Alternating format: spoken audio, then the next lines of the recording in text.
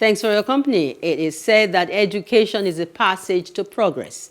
It is a way to securing our future actually, as it brings a natural and lasting change in an individual's reasoning and ability to achieve targeted goals. And that is way beyond my understanding of education.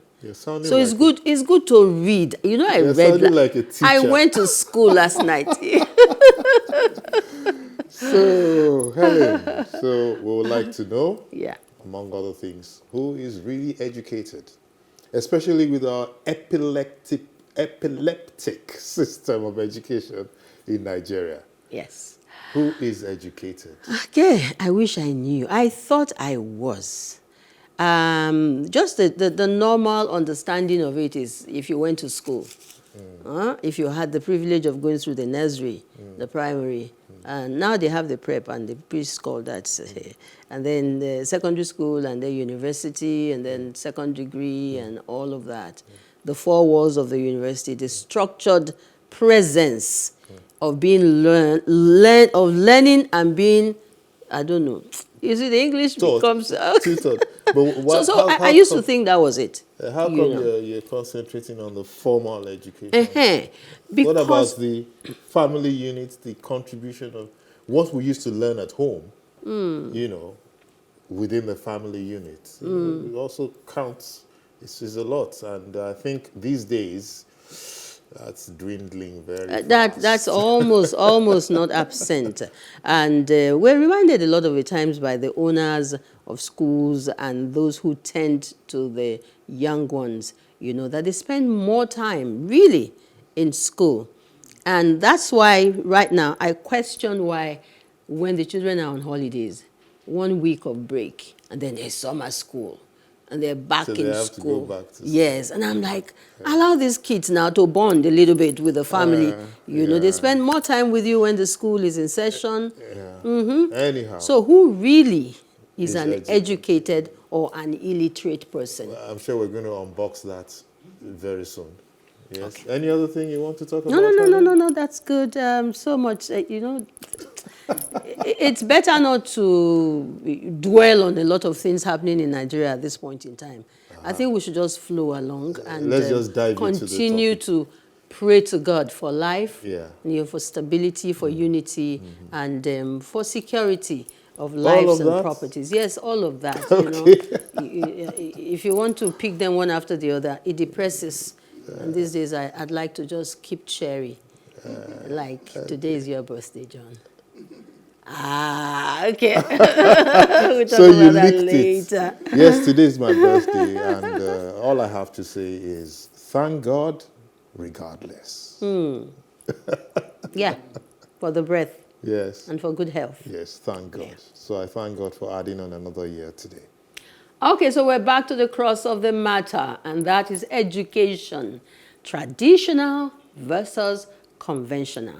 My guess is that is our best subject matter, and that's why she's here. And our first guest is truly a guru in this matter, a change agent who is very passionate about educating Nigerian children. Specifically, she's CEO of Global College Online. Abolaji Osime, that's our guest. She's also founder of Education for All Nigerians, EFAN, a co-founder and trustee, Education Reform Innovation Team, ERIT. Yeah? Yes, and our guest is currently serves on the Lagos Transition Committee, developing an education strategy for Lagos. She's done that even across the country. And she's also CEO and founder, Global International College, a secondary and sixth form college with branches here in Lagos and Abuja.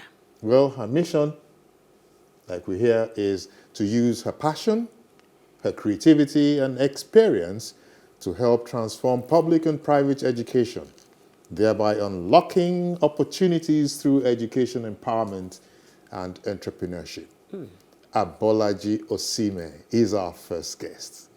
And my singular honor to welcome you to this program, madam. Thank you so much, Paul. Thank you, Helen. Thank you Really for coming glad to on be the here. show. Thank you. Thank you. I hope we did justice to your CV. Yes, you There's did. a lot more that we dropped here and there. Yeah, although I was on the transition, so it's not current. It was when the governor was coming in that I was on the transition. Okay. So I just did that for about a few weeks, just to sort of set a strategy for Lagos State.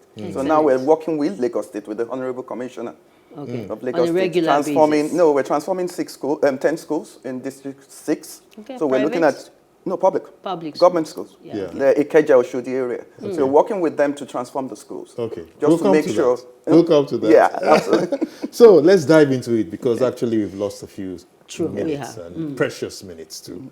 Now, many are complaining. Yes. I hope you agree, or at least they're quite worried about our educational system in Nigeria. Today, global changes in human behavioral patterns, fueled by maybe evolving technological trends from everywhere, seem to have altered expectations and results. Could you kindly highlight some of these developments to us? Yes, I always say, because I've worked with government a lot, during Dr. Ezekosili, I was one of the consultants in 2007 when we were trying to reform the system.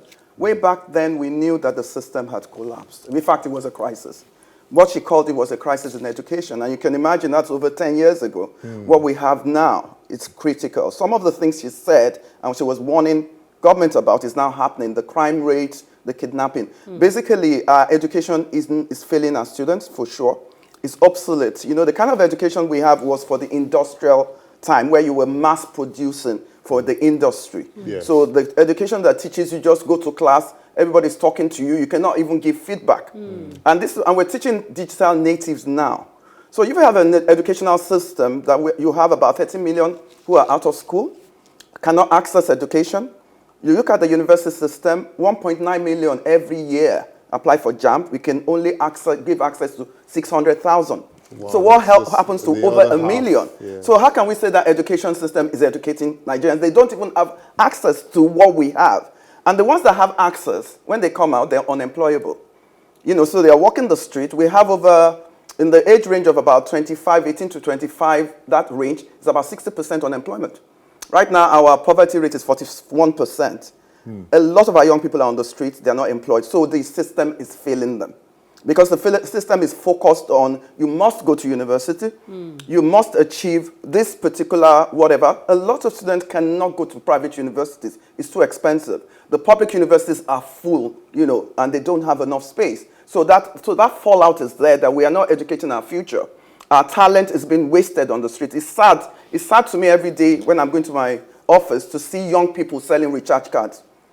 We are China in the making. This is a country that has a massive labor force. Other countries go to China and use their labor force, but we are not educating our students. So that's the biggest problem we have. What a way to take off! Because this picture gloomy. Picture, it's worse than gloomy. Yeah. Yeah, Helen. Okay, so education in the industrial age was tailored to help that era. Absolutely. And that's what you just mentioned. Yeah. Now, the results are clear. Now we are in the technological phase of man's evolution. What should we expect? Obviously, last year when COVID happened, it was a terrible thing that happened. A lot of people died, but it was a welcome development to a lot of countries because it disrupted. Yes. So what we have been saying to government, that we needed to have technology. These are digital natives. Our young people in the last millennials were born with iPads in their hands. Sure. They were born using, that's the way they interact. So you cannot use the industrial to teach the 21st century child. And the economy is dictating what you should educate. Unfortunately, there's a massive disconnect between what the employer wants. So when you are interviewing for employment, you're like, what do I need your maths for? What do I need? Okay, all the stuff I learned in university, what have I used it for? So what we are preaching now is that we need to connect with the private sector and the employers. What are the skills you need? And then the academia must feed it back into their curriculum. We need a huge curriculum upgrade in Nigeria. We have 18 subjects. Students are learning 18 subjects at junior secondary school. So when you have such a massive syllabus, where do you get the creativity, the collaboration, all those 21st century skills that is critical for this economy. And that's why we have a high unemployment. Not that we don't have jobs. Employers will tell you that I need certain skills, but the universities are not. Universities are still teaching 19th century curriculum. That's the truth. They don't like to hear it, but I would say it. That guys, lecturers, how many times have you gone to the workplace? How many times have you talked to a Cadbury? How many times have you talked to the banks? The banks are all fintechs. They're all using technology. So there's no point just, teaching them what's... At the end, why do you go to university for 4 years and pay so much money when the outcome is that you're not going to get a job? Yes. Hence the reason why there's a huge dropout, even in secondary school. Because the kids are saying, at the end of the day, when I go and get all this degree, there's no job. So what do? And that's why we say technology is going to help us to, do a lot of stuff to disrupt the whole thing, the whole system. This is just coming to life as you're speaking, because we have testimonies, we have stories of loads of our children who go to school, first year, second year, third year, and they come home and say, no more. No more. Yes. I'm not going to school anymore. This is finished 5 years ago, 10 years ago. Yeah. They're nowhere. Yeah. And even if I finish and I get a job, how much am I going to earn? That's right. So true. Yeah. That's interesting. But you see, let's take a deep breath. Yeah. And try and see if we could pick a few things, from... We can't throw away, entirely the format. Even if it's just a structure or a few lessons, Of course, there will be certain key relevant lessons learned from the traditional system of education, and as practiced by our parents and possibly enjoyed by some of us. Yeah. How do we blend this into our new age? That's exactly, it's the blended learning. Everybody's doing it. You use the right word. How do we pick and blend it? You know what COVID did for us? Because when COVID hit, the whole world needed to just pivot. So we didn't have a choice, and we pivoted online. And it was incredible. Yeah. And our kids were fascinated because they were in a place where they were comfortable. So you go online, you're doing your lessons at home. And that told us that the 13 million out of school can be educated wherever online, they are. Yeah. That's right. Yes, so the government, it's for government to have the enabling environment in terms of infrastructure for internet. Once you have that, you don't need mortar and brick. Government cannot afford to educate all Nigerians. We're 200 million now. Out of that 200 million is 60%. We're a very young generation. Why do you think they're escaping to Canada? So because they want us. So our government is spending money on us, and Canada is taking the students. And that's sad. So we don't have our talent. Relatively, is the online cheaper? Online, of course. We're working on what we started working on in Global when we saw the trajectory and what was happening. So we have a learning management system.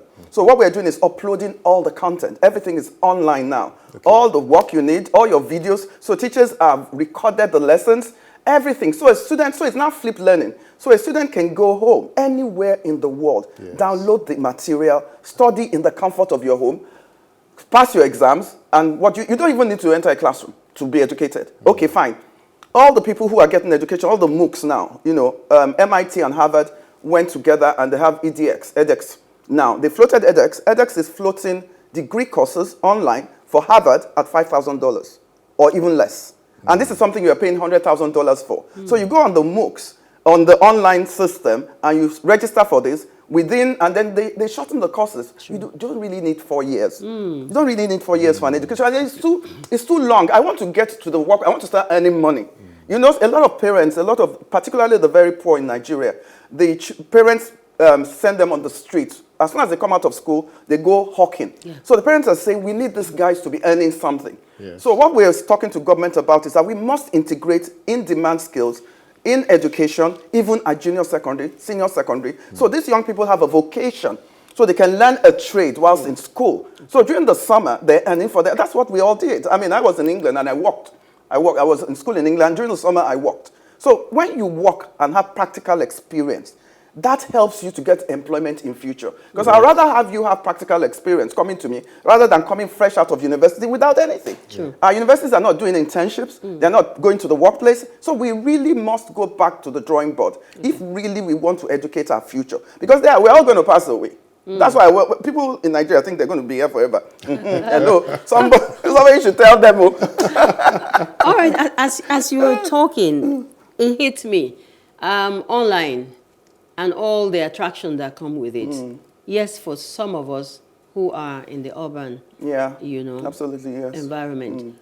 What are the opportunities available for the children who are in the remotest part of, our villages? Let's bring it right home. In the various villages. Yes, the lecturers could have the laptops, and how do the children of the poor, pick it up and benefit from this online? Like I said, last year was a very a game changer. Yes. Every government needed to educate their children, and they couldn't come to class. Apart from the fact that they have such large classrooms, and guess what they did? They went on radio. They went on TV. Okay. They did WhatsApp. So radio reaches you anywhere. When you have all your curriculum, just like I said, we upload curriculum. So teachers are teaching videos. So we are watching television, for example. You have an educational, your channel has an educational channel. And on that channel, I can go anywhere I am to watch the programs, English language, maths, very critical. Or you go on radio and the teacher is teaching. So wherever you are, everybody has a radio. How much is it? And that's what they did. That's what government did. That's what Lagos State did. So people were getting educated. Their students were kept educated. And then teachers went on WhatsApp. They went on Facebook. We are a creative nation. We are just sort of a little bit controlled in terms of regulation.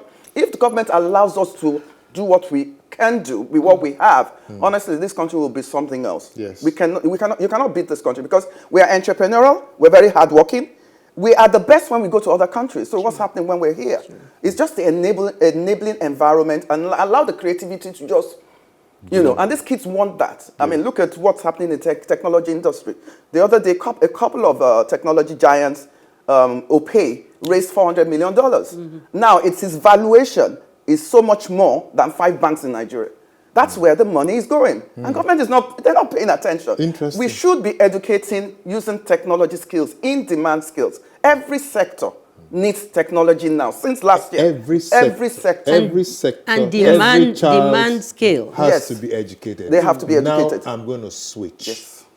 I'm going to switch in the sense that I have an interest for DEI, diversity, equity, and inclusion. Yeah. And that takes me to the girl child. Yes, absolutely. And the girl child is a special breed for all of us. You have a girl. I have a girl. I have a girl. She's brilliant. So now let's look at the girl child. How much success has been achieved in the education of the girl child? In the South, phenomenal. In the North, not so phenomenal. And that's what's sad, because I have a school in Abuja, and I've seen so many brilliant young girls. God gives you a talent that is inborn. The school leader takes away from it or builds on it. That's the challenge. So it's not people come with, talents. Like Nigerians are fantastic engineers. Every country has its own. Indians are also very good in computer. Every country has inborn that they gifted us.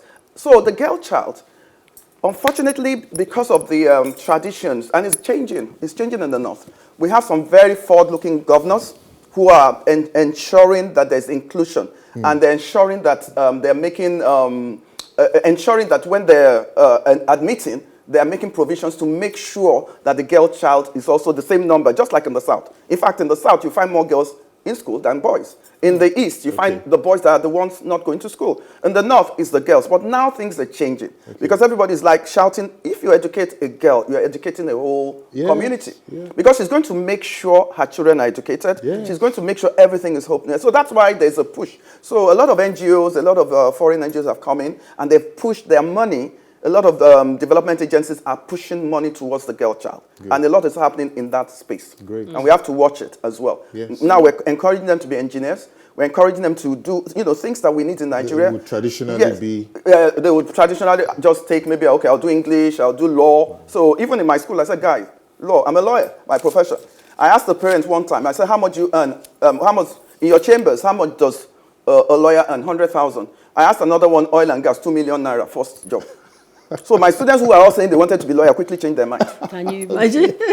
So that's why career planning, I should try oil and gas too. No, technology is not too late. You can do that. Students are coming out of secondary school now in Nigeria, joining a lot of the tech hubs. There's the one in Yaba, Yes. and they're training them for 3 months, 4 months, AI, data sciences, and they're getting jobs in Silicon Valley for $3,000 Great. a month. Great. So that tells you traditional education, you know, there's something to education for sure, to do the traditional, because there's also the fact that you have to interact. When you're on campus, when you're in school, that you cannot take away from having a teacher teaching The person to person. person to person, having friends, networking, and friends that you be. But we just want them to blend it, to bring the new into the old and blend it and prepare them for the fourth industrial revolution, which is the technology space. We need to do that critically because all our corporates are employing people from abroad to come and do the jobs Nigerians are supposed to do. And only just because they haven't been given the right skills. And it's so easy. 3 months, 4 months, you can get the right skill and your salary jumps 5 times. All right, government providing the enabling environment. Let's look at the family. You know, the family unit at this point. We could say that the family has failed to some extent in this regard. Speak to us about the role and the impact, you know, that the family has, first of all, to refocus the attention of the young boy, the young girl of today, you know, even in these areas, for them to be able to benefit from it and impact the general society? Yes, that's such a good question, and that's something that really bothers me a lot, you know, now. Just, you know, I'll be walking around. We had a summer program. Some company came to do it during the last few days. In my school, I emphasize respect. When I was growing up, there's no way you're going to pass my mother and not greet her. Who born you? So you find kids that just nod to you. Yes. I mean, like, I'm Yoruba, so I say to them, come, you are Yoruba. Do you know what you need to do? Courtesy. Do you know what you need to prostrate? So the family, unfortunately, have missed this. We have not passed down the values our parents gave to us, to our children, and we think we are it. We think we have arrived. But unfortunately, we're doing an injustice to these kids. Because the culture of Nigeria is critical. We must maintain the culture. We must maintain the values, the integrity. So when they go out, they can stand their own. They don't have to be like the American to be calling you names or whatever. This is our culture. You're a Nigerian. So families have a very vital role in educating their children. It starts with the family. They cannot abdicate their responsibility to schools, to educate us. Yes. It's too much stuff. Our teachers are just so tired. Because you are looking at a child and the child is just talking anyhow to you. I'm like, where did you come from? And you cannot beat you. God help you beat. They will call lawyer on you. They'll call, yes, so parents. Hey, why did you beat? I said, excuse me? Hello? Yes. Then you do the beating at home. So we need parents, particularly mothers. Yes. Fathers are busy. Okay, mothers are busy now because everybody's earning money. But at the same time, take your time. This is your child. Yeah. This is somebody that is going to be your ambassador. This is somebody who's going to look after you when you are old. Yeah. So please, even if it's weekend, when they come back home, check their homework. Talk to them.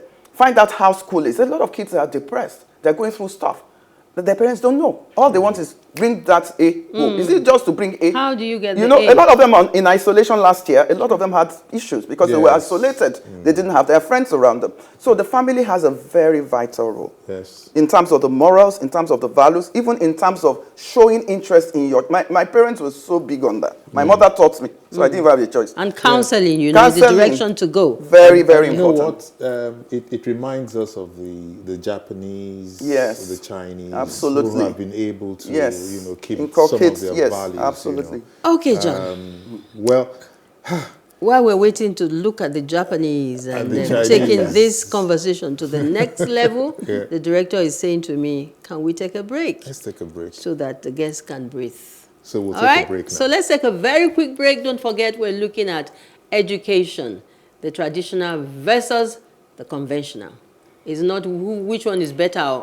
Our position here, we must find a meeting point for the two to become active and relevant. We'll be back in just a moment.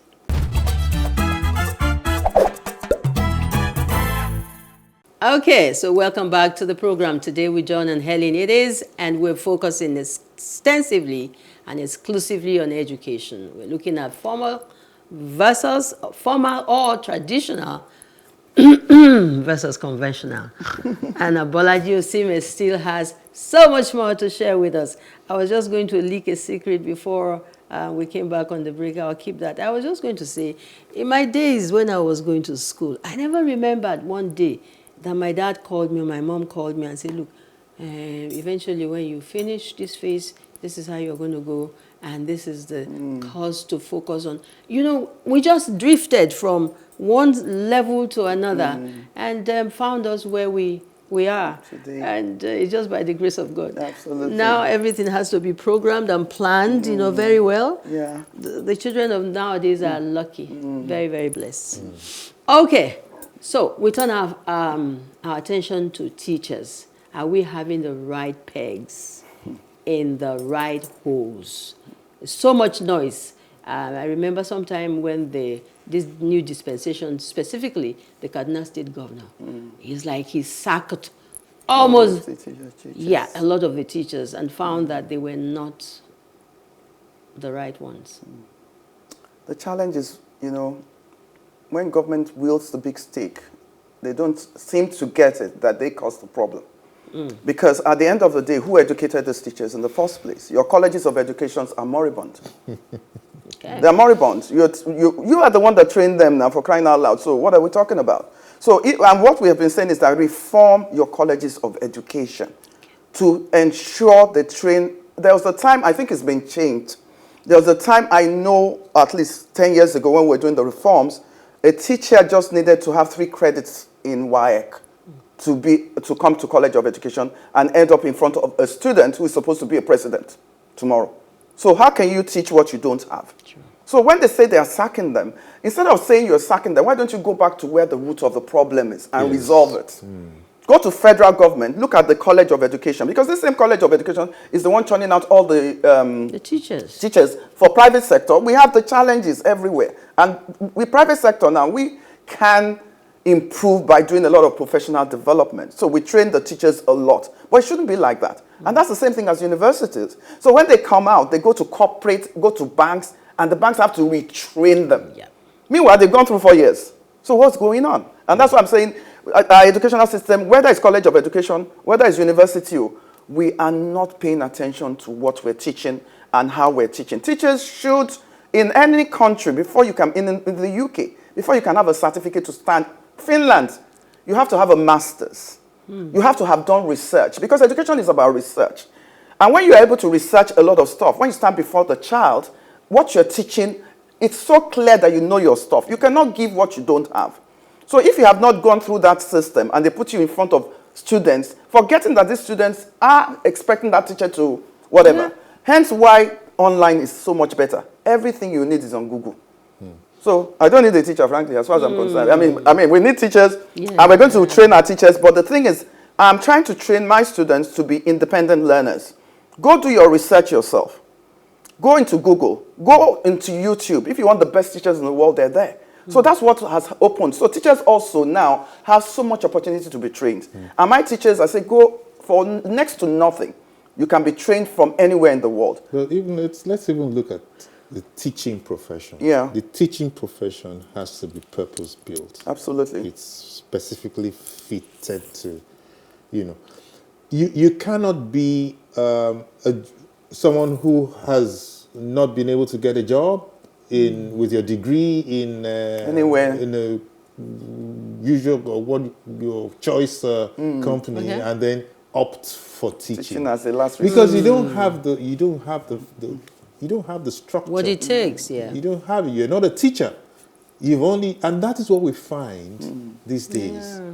How do we control that? The best in Japan, in China, the best graduate school into teaching, the best. Because you have to say that, you are educated. My mother taught me. So we have to go back to putting the best in our class, making sure you must have excellent results in WAEC before you can even go to college education. Maths and English, very important. And when you do change the curriculum, let it be what we're looking at, which is technology, digital-based. Teachers are trained on how to at least engage online. Because the teachers themselves, we get a lot of resources online. So they don't have to be bombarded with this massive syllabus. They can pinpoint their students and say, go into this app and go and learn and go and watch the video. So they give access to the student to have access to powerful lecturers in Harvard. So we cannot, the world is a flat place now. There's so much that we can do. So that's why we need to open up. We need to open up education and for our teachers also to be able to learn from other climes. Now,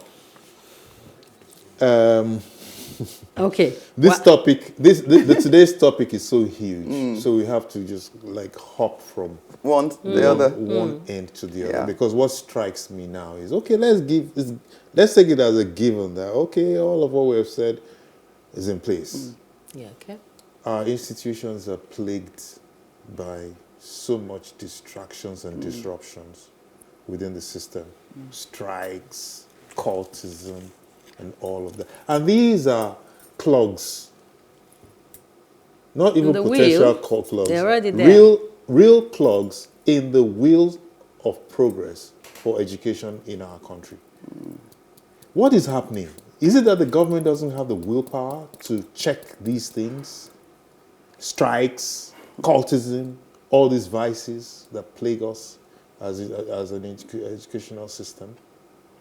This is a very sensitive topic, and I'm very sorry for me, and it's very sad for me. Like last year, I was very frustrated because a lot of Nigerian students, over 2 million in university now, most of them didn't have access to education at all because a lot of the universities were not online. So they sat at home for nearly a year, where nursery students could go online. Nursery students were able to go online. So our higher education, I understand the fact that it's very expensive to run education in Nigeria, and the government really is trying in some senses, but the population is exploding. Nigeria is going to be 400 million by 2050. We're going to be the third largest country in the world. And yet we are not coping with what we have now. And yet we are burning and burning and burning, and nobody's restricting the burning, particularly in some areas of Nigeria. So we're having a lot of kids. So that's the challenge. So for me, it's the ASU, when the strike starts, they come and they say, we have not been paid and all of that. But at the end of the day, on the unfortunate students who are not able to go abroad for their studies or who are not able to go to private university are caught, and they are majority. Yes. It's only 6% of the students who are in higher education are in private universities. The others are in public universities. So they get hit all the time. Yes. And the challenge, and what government must know is that you are producing, if you do not look after these kids and they don't have an education, number one, you cannot build your economy. Because this is your talent. These are your young people that are going to build the economy. Number two, they're going to go into crime. Yahoo is big. And these kids will tell you that, what do you want us to do? That we don't have a job, we don't have skills, nobody's going to employ us. And we have to look after ourselves. Yes. So we're going to kidnap or whatever. And that's the sad thing. So government must understand that with all the strikes that are happening and the fact that they're not agreeing with the lecturers what they're supposed to agree, it is actually the students who are taking the brunt of it. This is the future. And if anything at all, every adult in this nation should advocate for the Nigerian child. It is sad. They are leaving the shores. Every day they come and meet me. My students, if you know how the harassment, because we just finished exam, I need to get that visa. I need to go to UK. Transcript, I need to go to Canada. Whatever. Our talent, brain drain, plus capital drain. Everything is just following it. So they need to sort of, and like I said, decentralize. Let us have more private sector, having more universities. That's one. Let us reduce the cost. To build a university in Nigeria, you need to have 100 hectares. That is a lot of money. What do you need 100 hectares for? That's the thing. So that actually is a barrier to more entrepreneurs building universities. We need 10,000 universities per week. That was what it was said by... The institution I attended in England didn't have up to 1 hectare. They were in buildings. They were in buildings. I went to London School of Economics. My professor used to go in the bus with me, in the double-decker bus. Yes. There was no whatever. It was a building. It was just a building. It was a building. So what are you doing 100 hectares for? What you need to invest in education is not the mortar and brick. It's the lecturers and the curriculum and ensuring that the students are getting the right skills. That's all. Yeah. But we still have that old mindset of big land, big this. So we are not educating them. But you see, it's sounding, I don't know, I can't put it together, because more than 50% of the people who are in charge of policy making, education in the educational sector. There are people who've had experience, of how it works abroad. Climes. The kind of schools that you don't need all of the space to get good education. Absolutely. And that's why when you're talking about every day, some of your students come and tell you, we want to get out. Yes, it's almost like an old story. Across board, from the secondary schools, from the universities, they all want to go out. And we're losing them in thousands and thousands. We're losing them, and it's sad. What is the implication of this? Some people tell you they go out there when they work, they bring money to Nigeria, and it increases the revenue base of the country. But really, you're losing your people, the substance of this country. Talk to me about the relevance of this. Yeah, apart from even the fact that, it's even the psychological effect that my country is not looking after me. I'm born in Nigeria, and was it a mistake that God made me a Nigerian? We all knew when we were growing up, we were so patriotic. We loved this nation. We didn't even travel. I didn't travel till I was in my late 16, 17. I love this nation. I could go out anytime. So what the way they look at us is that, and that's why, SARS happened. I mean, this, what was it, SARS? Yeah, that's why it happened. And they say to us that we are not doing anything about it, that our generation has failed them and all of that. So I would just appeal to government that we, because a lot of the people in government have their kids abroad, so they're not concerned about the poor. Unfortunately, the poor is the one getting the hits. Yes. Because if you do have your money, you will take your child abroad. And the poor can't really afford it. They can't. That's why they must find whatever means it takes to be able to get the money and they are majority. And they are majority. So if in every country, the government makes sure it looks after the poor, whether it's social welfare, whether it's social security, making sure that they have something so that they won't turn on them. If you don't look after the poor, they're coming after you. True. And they're already coming after us. They're doing it. Look at what's happening in even Lekki and all of the places. You're in your car, they're bringing guns out and all of that. So if government understands that I have to look after these young people and make sure they have a livelihood, just a vocational school that trains them for 3 months or 4 months on construction, bricklaying. Skills. Do you know how much, you studied in England, do you know how much bricklayers they have? Massive houses. They're one of the wealthiest. Just train them on these skills and put them, so many estates in Lekki, train them on this, people will employ them. Yeah. So just focus on what do I need in Nigeria, agriculture, train them and put them on the field. That's all they want. That's all they want. There's a word that's been on the lips of a lot of Nigerians, government, states, and local government, youth empowerment. And it's really not defined. It's so bogus. It's so bogus. John? It's so bogus, and I'd like to go back home. Turn my attention this time to a choice location for education these days. Not these days, it still started a few years now. Ghana. Even Benin Republic. Why or how did Ghana become choice destination for many parents these days to take their children? What are they doing right? Ghana is a lovely place to go because it's just, 30 minutes or 50 minutes by plane or whatever. But when you get there, there's such a marked difference. Of course, the population is not as big as Nigeria. But what I found with Ghana, because I went for a conference a couple of years ago, they understand that education is a bedrock. They understand that. And they drive it. And they put money in it. And their teachers are one of the best in Africa, as far as I'm concerned. Because I've seen them teach, I've seen them, when they used to come to Nigeria a lot, but they stopped coming. So Nigerian parents will go to the ends of the earth for the best education for their kids. Nigerian parents do not joke with the education of their children. They don't. So you find a lot of kids are even in German universities, because German universities are free. Some of them are free. In the Europe, Finland, they're free. So Nigerian, as far as they're concerned, we will go to where these young people will get education. And the beauty about them even going to Canada is that once you go to Canada, you get a 3 years post-graduation work permit. You can work immediately, you can start earning, and then you can get citizenship. So every country is fighting for Nigeria, Nigerian students, because they know that when we come, we're hardworking. Unfortunately, we are not fighting to keep our students back. That is the saddest thing ever. And a nation that is just not focusing on its future is in big trouble. So Ghana there is doing its best. Legon University, they're taking the kids. British universities are setting up in Ghana, and still the population there is still Nigerians. So everywhere you go, Nigerians are the ones. So we want education. We were trained to be educated.